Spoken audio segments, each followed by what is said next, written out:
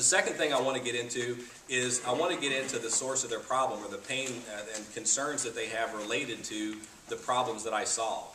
And so what I usually do is I'll just ask them to give me an overview of what brings us to this conversation today. I've kind of learned, to me, I believe, that sales is about leadership and communication. And so from the very beginning, I want to set the tone that I'm going to be able to effectively lead this meeting, because they're evaluating, do I want to bring this person into my company? Is this someone that's, because what's one of the things that are the people we talk to are concerned about if they bring us in or bring our company in? Solve the problem. Can you solve the problem? Or are you going to make me look bad? That's what happens a lot. They want to know, you're like, are you going to make me, you know, am I going to make a mistake, and am I going to look bad because I brought you guys in to work on a project? So I can set the tone by demonstrating that I'm a leader. So I asked them to give me an overview for why it is we're having this conversation. And I'm listening for 3 to 5 distinct areas of concern. If I ask someone to give me an overview of why they wanted to have a conversation and they don't have any problems related to what I do, I'm kind of confused. Why are we meeting in the first place? It doesn't really quite make sense why you would want to have a conversation with me if everything's going great, right? And so I'm listening for these 3 to 5 distinct areas, and then I'm kind of making notes about those. And then once they've gone through the overview, I might quickly recap and say, well, out of those things we talked about, which would you want to talk about first? And I'm going to give you a couple of formulas about asking questions.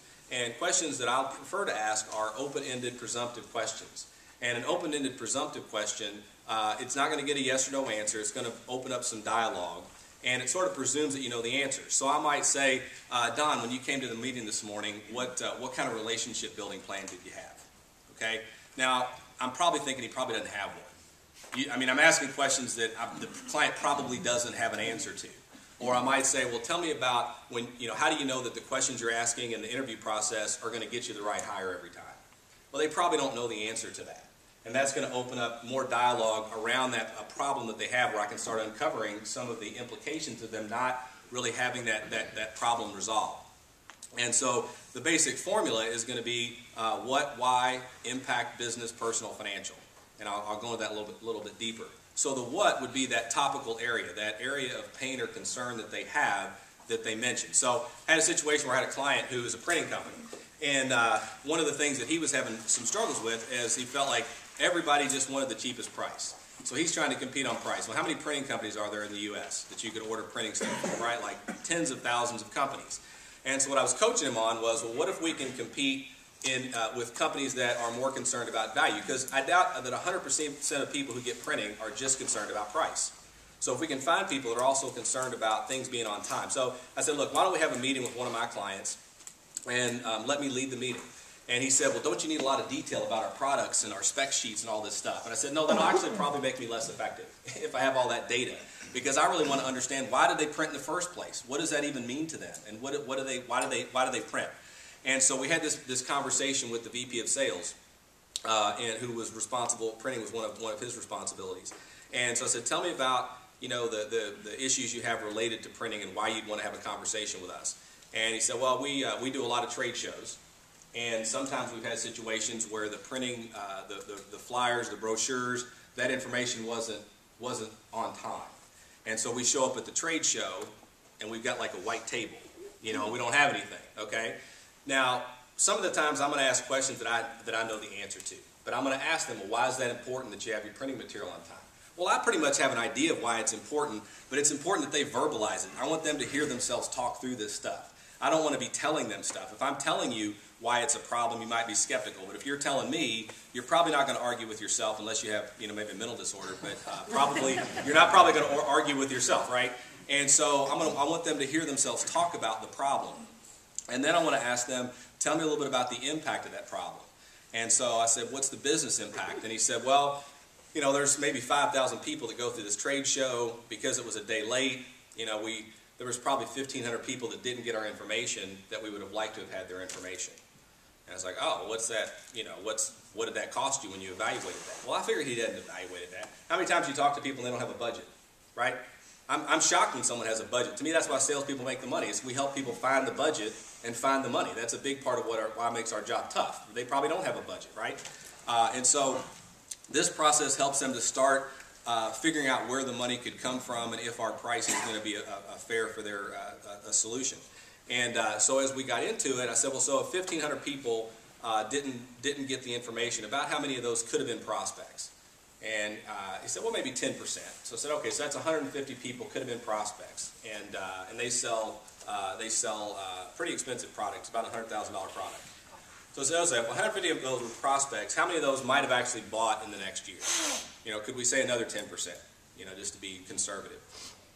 So that could have been 15 potential buyers, and their profit margins are 20%. So it's about $20,000 a deal. So possibly they could have closed 15 more deals that year, $20,000 profit, that's $300,000, right? Okay? I like to draw this out for people so they can see it too.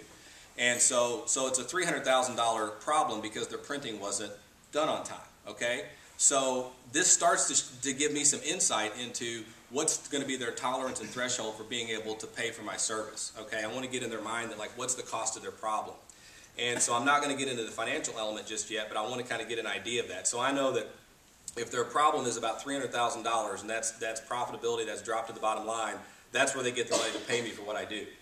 And so what we have found is that people generally need a 5-to-1 return on any kind of an investment for it to be not seem risky. So I'll ask people, what kind of return do you need on a project like this? So usually it's only the CFO that actually knows the answer to that question. Most people, they don't really have, you know, an idea. So I might throw something out, 5-to-1, 10-to-1, you know, I just want to get an idea. And so I'll ask that same format through all those different areas of concern or problem that they have until I've thoroughly flushed out the problem, the impact to them. I also want to find out, how does that affect them personally? And, you know, in this person's case, they're the one that recommended the printing company. So what impact does that have on their reputation in the company when the printing company fails, right? It's on their shoulders, okay? And so I want to find out, what are all these different impacts and the cost? So after I've found that out, this takes about half of my meeting just to kind of get through all of this information, because by the time they've fleshed out 5 or 6 different problems, it's not uncommon that 45 minutes has passed, and all we've done is really delve deep into these questions. And then after I found out that they do have a problem and I established that they do have concerns related to the problems I solve, then I want to find out, are they committed to doing something about it? You know, how many times have you met somebody, they've got a problem that clearly you can help them with, but they're not committed to doing anything about it? So I want to ask them questions like, is this something you have to do something about? Can you live with the worst case scenario? Can you get there by yourself? You know, if you can grow your sales by yourself, why would you bring in a sales coach? It wouldn't really make sense to do that.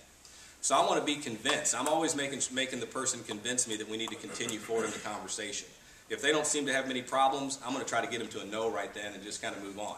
Because when would you want to find out that it's a no? In the first meeting or in the 7th meeting? Right? I was talking to somebody who, make sure he's not in the room, who's been in sales well over 30 years, okay, and was complaining to me last week because he had 4 or 5 meetings with his client, 9 hours work on the proposal and this presentation, and it was just awesome presentation. And he said they didn't have any money. And I was like, well, when should you have found that out? You know, after you invested $15,000 of resources in the company, or should you have found that out by at least getting some kind of range, you know? And but I didn't get into that because, you know, he's been doing this longer than I have. So, but I'd rather find out now that it's going to be a no than to find out after all this investment of time that, you know, they don't have any money, or that, you know, whatever the other problems are. So after I know that they're committed to solving the problem, then I want to understand what's their process for deciding what they're going to do. Now I find when I ask people, are you the decision maker, that puts a lot of people off. It's kind of like, well, of course I'm the decision maker, you know, even if I'm not. So it's hard to get the honest answer to that. But I'll say things like, tell me who else you're talking to about these issues. Who else is concerned about the problems that we're talking about? Who else do you counsel with that you trust that can help give you advice on kind of what you want to do? How would you know we're the company that you would want to work with? These are things that I want to know. For some of us, if you get into where you're doing these big proposals that are expensive, I spend a lot more time on, you know, if we do this proposal, we put this information in here, what happens then? Because I'm only going to do a proposal or a presentation if they're going to make a decision.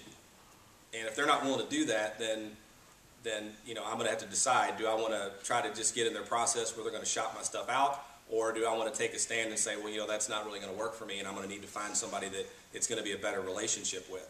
And so if you notice in this process, I've not done any presenting about anything yet. I'm just still asking questions. I'm probably, you know, a small percentage of salespeople, I don't actually have a presentation.